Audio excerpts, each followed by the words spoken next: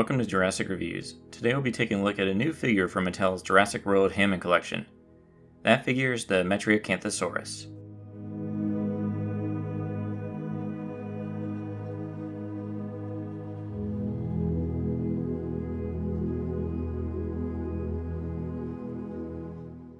Before we begin, here's a look at the box it comes in.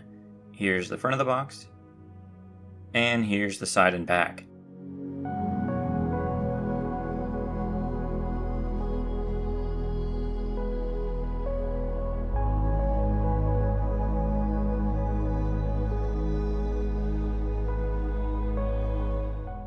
This figure stands around 5.5 inches tall, in a more neutral pose, and is around 13 inches long from head to tail.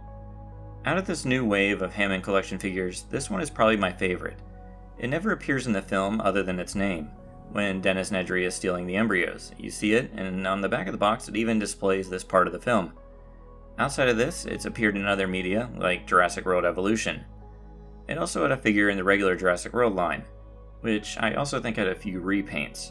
I probably have them around here somewhere. This one, though, is a clear upgrade over the standard line.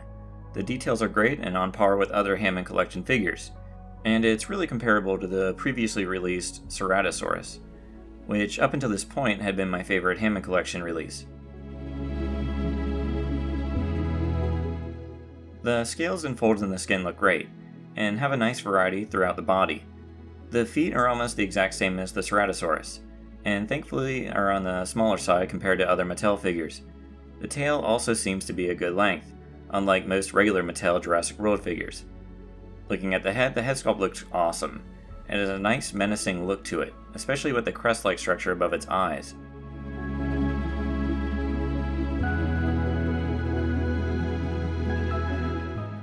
Now let's look at the paint. Most of this figure is a light reddish brown color, with darker brown found on little stripes on the tail and legs before really taking over the figure moving up to the head. The fingernails and toenails are painted black, and underneath the tail and belly and neck, it's more of a tan color. This runs all the way up and underneath the jaw. Looking at the head, the top part is mostly a darker brown, with a lighter brown around the eyes and nose. As I just mentioned, underneath the jaw is more of a tan color, but there's a nice gradient as it switches to the end of the jaw, switching to a darker brown. There's even another random shade of lighter brown above the eyes. Looking at the eyes, they are painted a dark brown with black pupils. Inside the mouth, the teeth are painted white and the gums and tongue pink.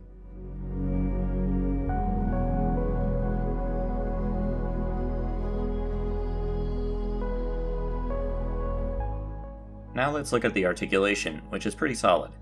The tail can move, and it also has a bendy wire inside it. Each leg has 4 points of articulation. The arms only have 2 points. I really wish there was a joint around the wrists.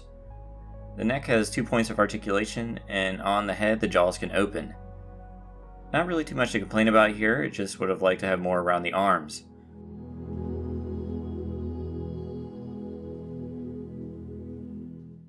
Before I get my rating for this figure, here's the comparison with other figures.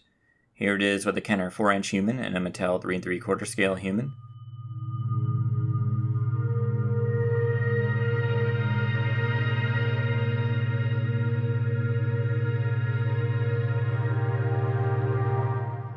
Here it is with a Dilophosaurus.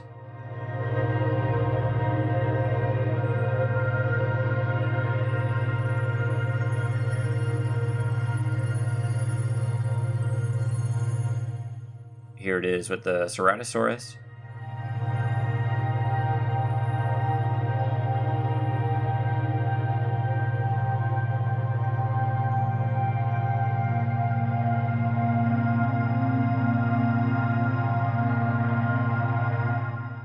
And finally, here it is with the Tyrannosaurus Rex.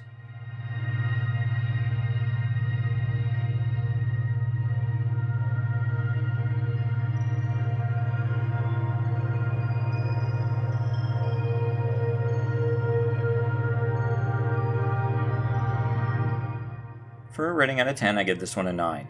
It's up there with the Ceratosaurus as my favorite Hammond collection figure so far. It has a great sculpt, and it's a nice upgrade over the standard release.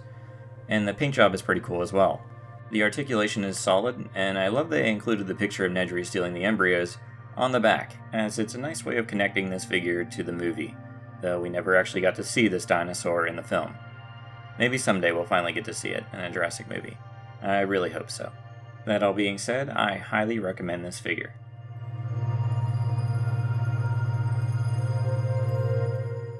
And that does it for my review of the Hammond Collection Metriacanthosaurus. If you enjoyed this video, be sure to subscribe. Thanks for watching and see you next time.